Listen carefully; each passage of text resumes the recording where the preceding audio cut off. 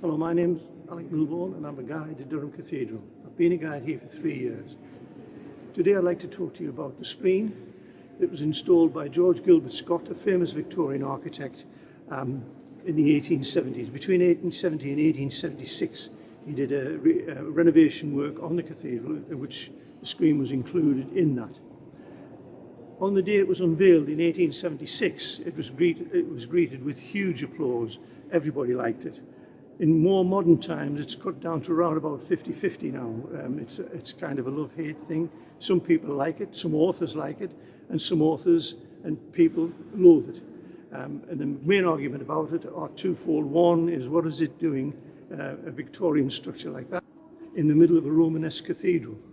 And the other one is, what's it got to do with Durham? Well, the Romanesque cathedral bit, I think, first of all, the cathedral was designed by perhaps the greatest architect of his day, and we really don't know who it was, although a lot of people suspect it was Bishop William himself.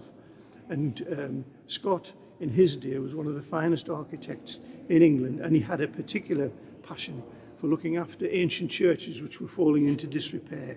If you go into a church just about anywhere in England that's been repaired during the latter half of the last century, of the 19th century, I beg your pardon, you'll find it was Scott who did it. So going back to our arch here, or our screen, if you go to the top of the screen, you'll see a Celtic cross there, and that's in recognition of St. Aidan, who along with St. Oswald brought Christianity to our region, and really pushed it in the region as well, and it grew rapidly while they were in charge. Immediately below that is a representation of Cuthbert's pectoral cross, which was found in the coffin with him.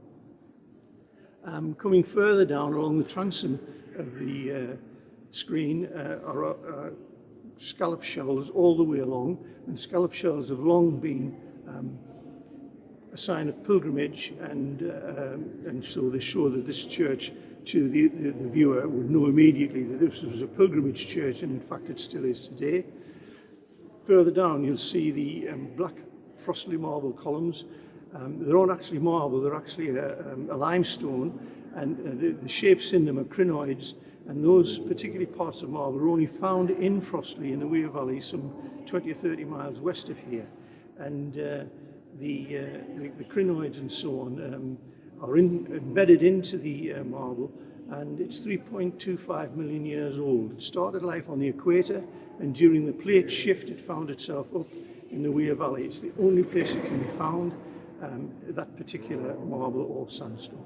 So in his attempts to placate Durham and to do a nice job for them, Scott did a good job, I think, in making this screen relevant to Durham.